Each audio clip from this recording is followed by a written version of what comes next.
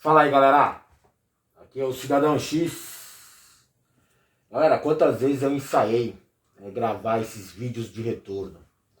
Várias vezes eu vim aqui, sentei, coloquei o celular para gravar e até gravei um ou outro vídeo aí, dependendo do assunto que me incomodou durante a semana.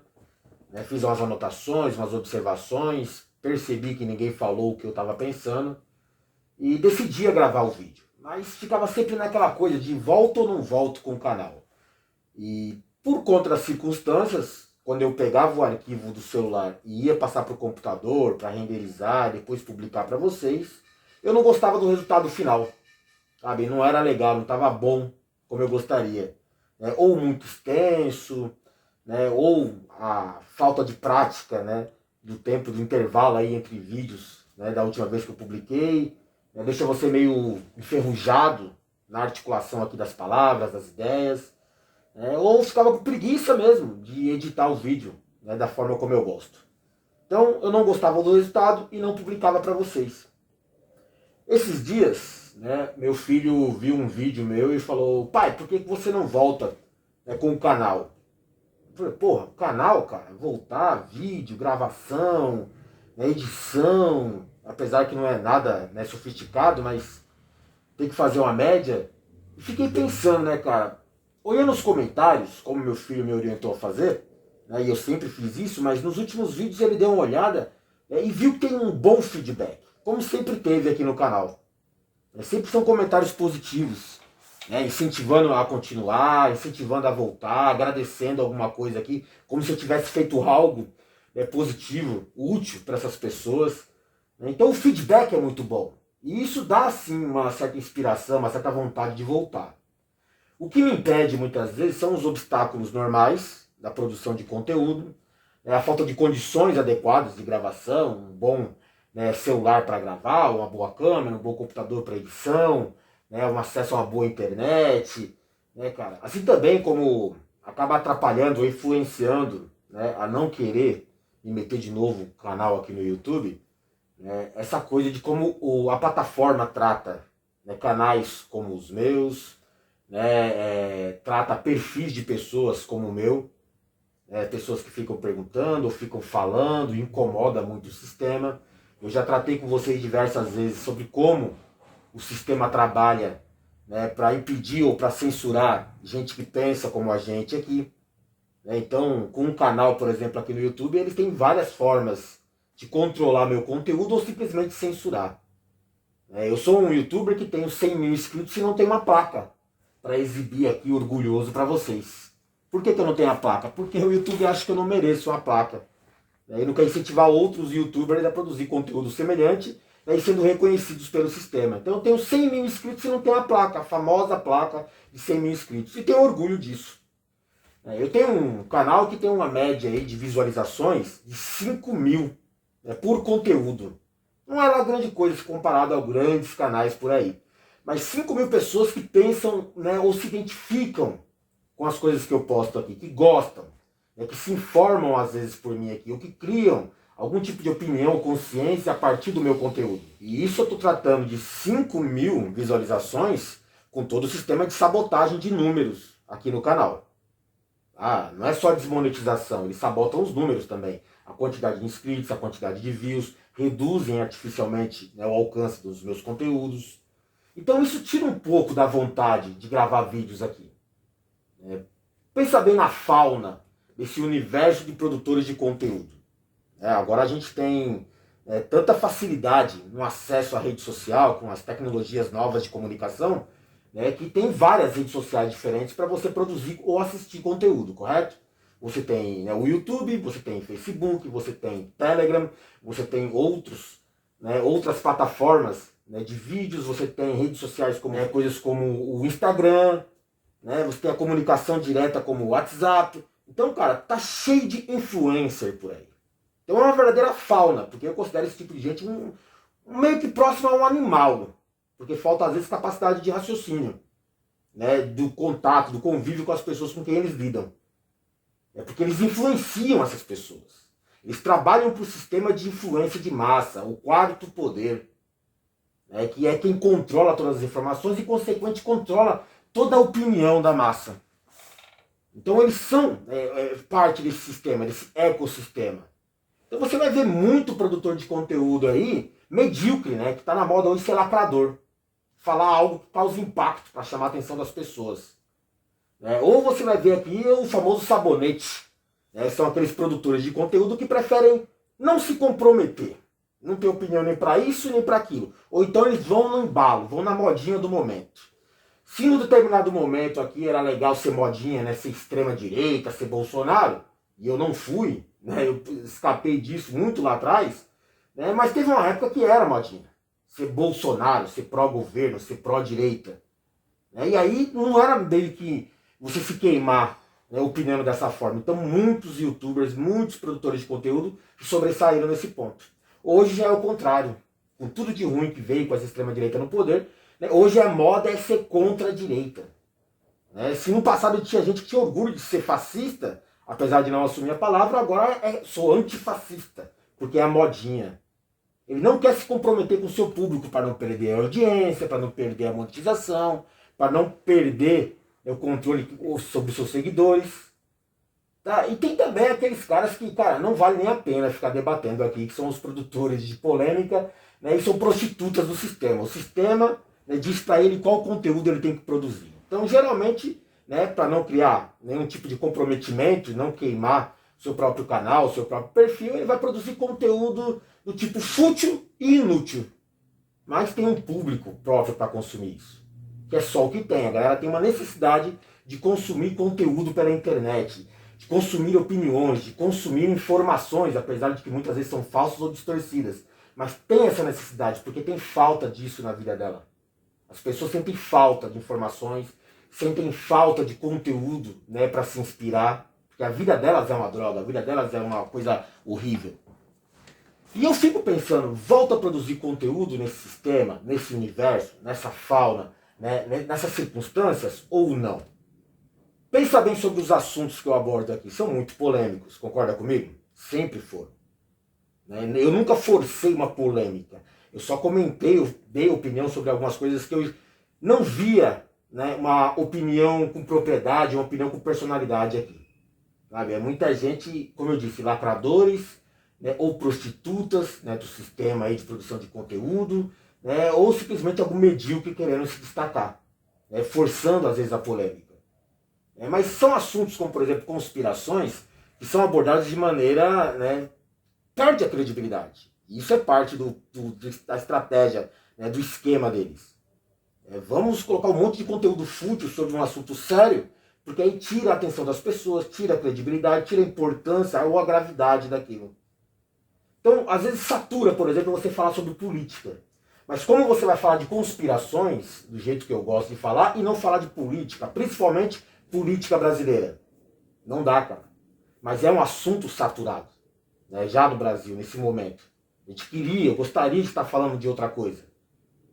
Ou como que você vai gravar um vídeo sobre uma informação, sobre um fato importante aqui, né, e trazer a noção de gravidade para as pessoas que te assistem, né, sem que você não se alongue demais, não se estenda demais na produção do conteúdo. Como que você vai passar uma informação real, com todo o contexto, para criar o impacto de gravidade, né, em simplesmente 7 minutos, em 8 minutos, como exige hoje, né, a produção de conteúdo na rede social? Não dá, cara. Sabe? Então tudo isso, né, é complicado na hora que a gente vai produzir o conteúdo, na hora que a gente vai falar as coisas aqui. Mas eu não posso simplesmente jogar fora 100 mil inscritos, 5 mil seguidores que assistem meus vídeos, ainda mais com esse público selecionado que eu tenho aqui. São pessoas que eu considero, né, semelhantes a mim, com os mesmos interesses que eu, com opiniões que se identificam com as minhas. Então são pessoas selecionadas. Apesar de que a gente está sendo vigiado pelo sistema, através até de canais como os meus aqui, né? Mas ainda assim, cara, você está querendo resistir, você sente que tem algo errado, tem gente que se aproveita inclusive disso, dessa sua desconfiança saudável até do sistema, né? Mas você quer saber o que está acontecendo, mas você não consegue porque você não tem acesso às informações. Mesmo porque muita gente que até tem acesso não quer divulgar, não quer falar com você, ou prefere trabalhar para o sistema distorcendo essas informações a seu benefício, né, e não se comprometendo com os tempos para não se queimar. Cara, mas eu tenho 5 mil pessoas que gostam do meu conteúdo e eu não posso jogar isso fora.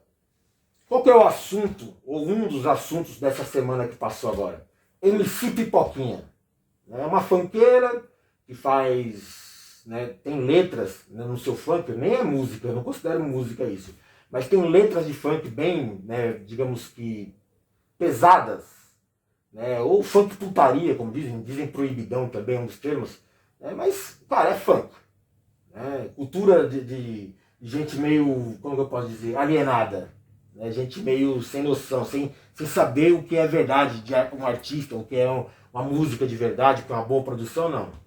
Batida ritmada, né, com uma letra que faz você sexualizar alguma situação, ou dar risada, né, ou querer se insinuar sexualmente de alguma forma, né, muito longe até da cultura do hip hop, que era uma revolta, a palavra do gueto e tal, né, mas MC Pipoquinha, né, uma funkeira que essa semana, né, criou aí toda uma polêmica em torno de um comentário dela sobre a classe dos professores.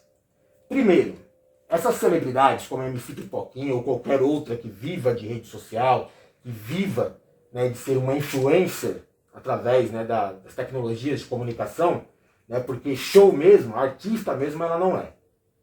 Mas tem gente que gosta daquela sexualização, daquela bagunça, daquela coisa, né, mas ela faz muito conteúdo para a internet, se destaca com isso. Para mim são parasitas de atenção. Eles dependem da atenção da massa. E como que você atrai essa atenção para si se você sequer tem talento de verdade? Faz nada excepcional. Você vai trazer forçando polêmicas, por exemplo, criando impacto sobre as suas palavras. E ela fez um comentário infeliz sobre as classes dos professores, né, gerou toda uma repercussão com alguns aí lacradores querendo também dar opinião, que eu chamo de parasitas dos parasitas de atenção. Né? Você ser um parasita já é ruim. E tem o parasita do parasita, que é aquele que tem que opinar sobre a opinião do outro. E, cara, eu fico pensando, ficou todo mundo na modinha do revoltado porque ela falou dos professores. Será que a maioria desses, né, influenciadores que fizeram esses comentários sobre a MC Pipoquinha, eles se preocupam com o modelo educacional brasileiro? Desde a sua origem, né, e toda essa, né, safadeza que vem acontecendo aqui no país? Essa cultura de criar escravos, né, o novo escravo que chama de trabalhador, e fica quieto, não reclama e segue as ordens. Tudo isso foi criado com o sistema educacional que eles implantaram aqui no país. Tá? Não foi por acaso. Né? Eles criaram essa cultura, criaram esse povo submisso e omisso com o sistema educacional. E parte dessa sabotagem sobre o sistema educacional, né, vem, né, como, por exemplo, desvalorizando a classe dos professores. O governo faz isso. As pessoas em quem eles votaram fizeram isso. E aí o cara vem se sentir, né, para a internet indignado porque alguém comentou sobre os professores, quando na verdade ele vota em pessoas que sabotam a educação do país. Será mesmo que ele está preocupado com a educação, que ele está preocupado com a classe dos professores? Cara, como eu disse, são parasitas de parasitas. É só para opinar, é só para lacrar aqui na internet. Eu podia gravar um vídeo aqui excepcional ou só sobre, né, o que aconteceu no caso do deputado Nicolas Ferreira, né, que foi lá no plenário da Câmara, no Dia Internacional da Mulher, né, e gravou um vídeo com a peruca, que gerou toda uma repercussão, toda uma revolta, né, dentro do plenário, dentro, né, do universo das redes sociais, dentro do público que assistiu, se incomodou, se indignou com aquilo. Né. Ele foi lá e fez uma performance, né, fez uma arte circense, porque ele é um palhaço, na verdade, ele é só um youtuber palhaço, um lacrador de merda. Né, e ele colocou uma peruca e aquilo gerou uma revolta. Cara, dá pra falar muito sobre o Nicolas, que se diz agora, né, Nicole. O Nicolas é aquele que era vereador e que era também, né, mascotinho da direita, mais conhecido como Chupetinha. Né, mas aí ele quis fazer uma graça lá no plenário, né, falou que agora não era mais o deputado Nicolas Ferreira, era a deputada Nicole. Né, então a gente acha que é até justo chamar ela de Nicole Chupetinha, que é pra você se situar melhor de quem é. Né, então a Nicole Chupetinha fez uma polêmica. Cara, é a mesma coisa da MC Pipoquinha, tá? Só muda o local, só muda o cenário. Parasitas da atenção. Lógico que tem todo um contexto por trás do Nicolas. Ele tem um público para quem ele tem que gravar conteúdo, apesar de que aquilo não é lugar. Deputado, senador não deve estar fazendo esse tipo de palhaçada, gravando vídeo, né, ou fazendo lacração para os seus canais na internet, né, para o seu público. Mas imagina, A quantidade de votos que esse cara teve, né? 1,5 milhão de votos. Cara, 1,5 milhão de pessoas que se identificam com esse tipo de idiotice, com esse tipo de gente medíocre, se sente representada por ele, né? Ou por Carla Zambelli, ou por senador Cleitinho. Esse tipo de lixo, né, que está lá, né, no plenário, né, na política, no poder desse país, representa mais uma quantidade infinita, aí quase, infinita é uma palavra exagerada, é mais uma quantidade grande da população brasileira que também é fascista, que também é racista, que também é elitista, apesar de ser pobre, mora de aluguel e carro financiado, né, eles também, né, se comportam de maneira medíocre como ele, se sentem representados pela Nicole Chupetinha, pela Zambelli, pelo Cleitinho. Então, cara, a gente está tratando de um público que é complicado até para lidar. O meu conteúdo não vai atingir esse pessoal, porque ele não faz parte do universo de interesse deles. Só que eles sabem que o público deles vai abraçar esse conteúdo, vai abraçar a Nicole Chupetinha. Vai dizer que o cara tem personalidade, o cara é corajoso, que o cara... Cara, é só um imbecil gravando vídeo pra internet. Só que tá lá como deputado desse país. Eu preferia, por exemplo, se for para falar de político, ao invés de falar de Nicole Chupetinha, eu queria falar sobre o vereador da região sul do país, né, que estava defendendo, né, diante do povo aí, em plenário, né, no púlpito, né, falando aos seus seguidores, aos seus eleitores, ao povo em si, né, declarando que ele acha que é normal e aceitável, é positivo, né, tem empresas que escravizam pessoas. Elas não têm culpa da situação, a culpa das pessoas estarem sendo escravizadas por essas empresas é do governo com seus programas de assistencialismo, que dão bolsas de auxílio a essas pessoas miseráveis. Ele nem para pensar que o cara, né, que ele estava julgando, né, que é batedor de tambor e sujo, que vem lá da Bahia e é escravizado aqui no sul, ele nem para pensar que esse cara podia muito bem estar lá de boa na Bahia com sua bolsa, mas não. Né? Essa bolsa não é tão suficiente assim pelo jeito, não é tão, né, boa assim, senão o cara não saía lá da Bahia para ser escravizado no sul. Né? Ele veio procurar emprego, veio procurar melhoria de condições de vida. E aí vem uma empresa e diz que foi flagrado com escravos, mas é porque também ninguém quer trabalhar. E aí o vereador vai lá e fala isso, representando essas empresas, representando seus próprios interesses. Cara, um vereador defendendo escravagismo, escravidão. É 2023. Eu fico pensando, será que não tinha algo melhor para falar? Ao invés de Nicolas Chupetinha, podia falar desse vereador, né, ou dessas empresas que estavam escravizando pessoas, que geralmente são patrocinadores de políticos, como esse vereador. A gente podia estar falando também do deputado que estava lá defendendo o Mike Kempf, né, que ele acha que é um absurdo você proibir o Mike Kempf ou a ideologia nazista, porque eles tinham um modelo de controle do parlamento muito bom, muito eficiente. O quê? Será que você me entendeu? Escutou direito? Um deputado, num modelo democrático, defendendo um sistema de ditadura nazista. Aconteceu essa semana também. Eu acho muito mais grave do que a Nicole Chupetinha. E é complicado, né, você perceber que o Nicolas gravou esse vídeo, né, fez essa polêmica toda aí, e teve o resultado positivo que gostaria, sim, apesar de que está sendo ameaçado de cassação e coisas do tipo, né, mas é só parte do jogo do sistema. Né? Mas ele fez isso também na mesma semana que surgiu o caso das joias do Bolsonaro.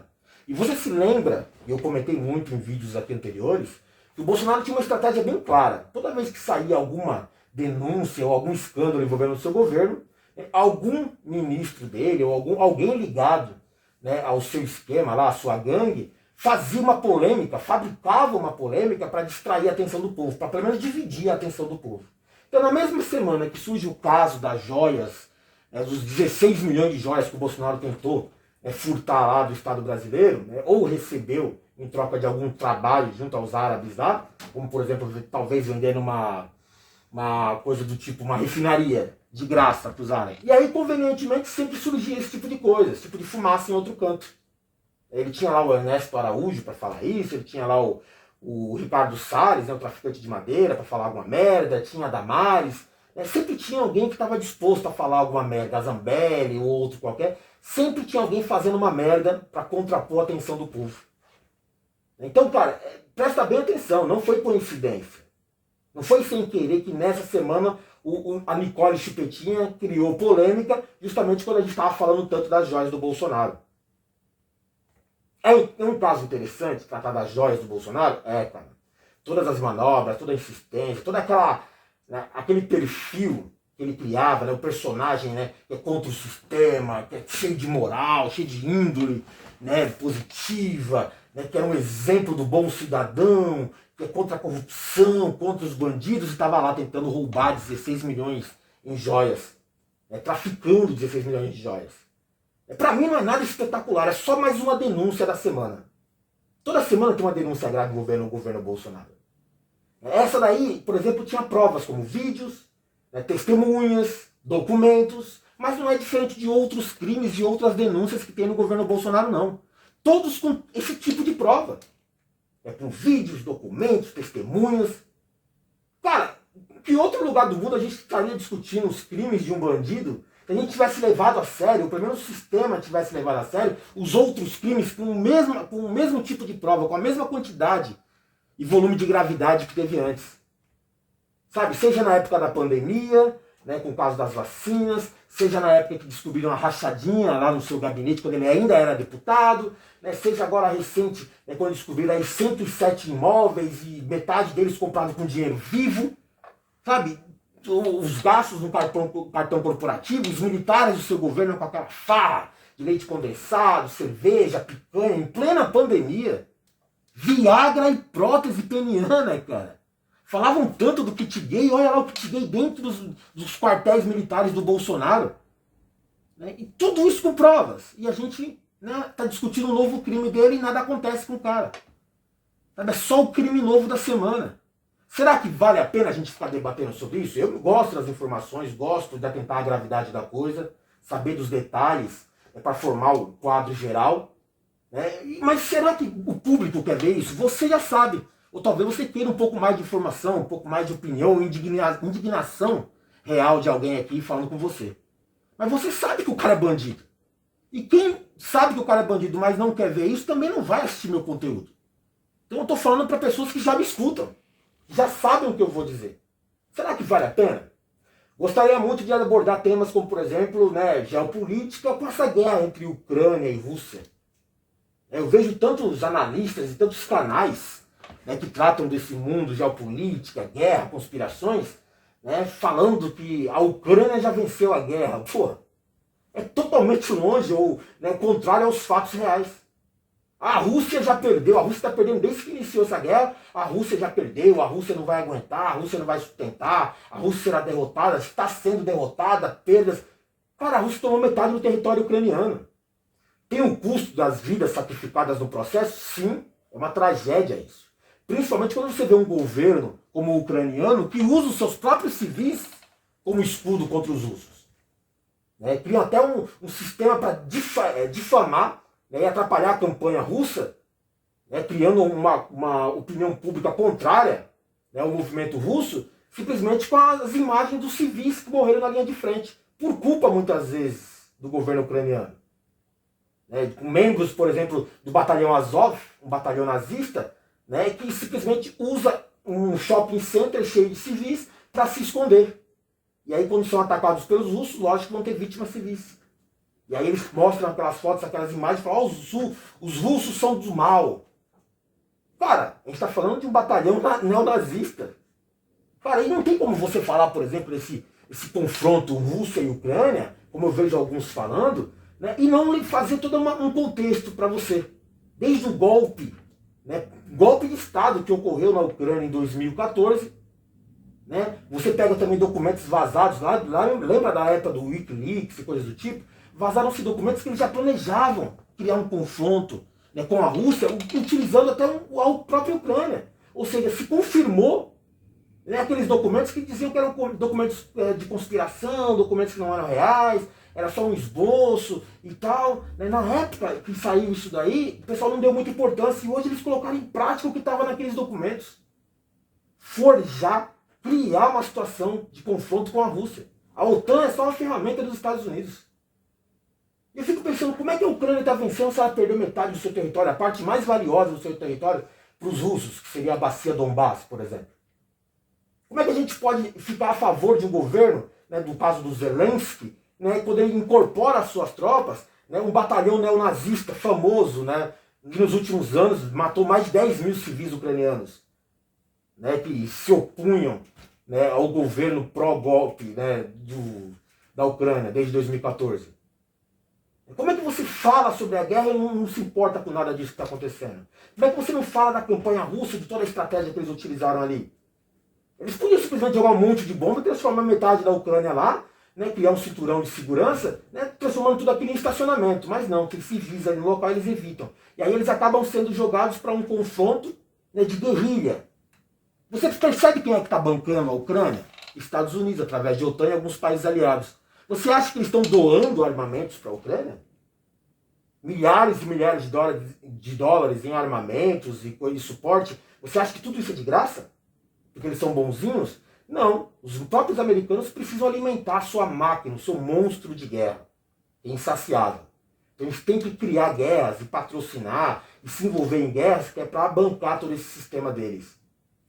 E todos os países envolvidos que estão doando coisas para a Ucrânia, eles estão emprestando, tá? Eles vão tomar, eles vão pedir de volta tudo que eles deram para a Ucrânia. E eles sabem que a Ucrânia está perdendo a guerra, está perdendo esses recursos, está perdendo essas armas, todo esse suporte logístico. Tudo está sendo perdido nesse confronto. É lógico que exige muito, né, e cria um prejuízo para a Rússia, estendendo esse conflito. Mas para eles é importante. Ah, vai custar vidas? Não tem problema, cara. Desde que a guerra continue. A gente já criou essa guerra, a gente precisa estendê-la, né, para vender o máximo de armas possíveis. E sangrar a Rússia o máximo possível também, exigindo que eles gastem muito nesse confronto. Cara, tem tanta coisa que a gente podia estar falando aqui, mas tem gente falando do Nicolas, tem gente falando da MC Pipoquinha, tem gente falando do Red Pill, né, o homem do Campari, o babaca. Né, porra, mano, o cara paga de perfil do machão para influenciar outras pessoas a serem macho. E aí quando a menina reclama, ele fala que vai meter bala na menina.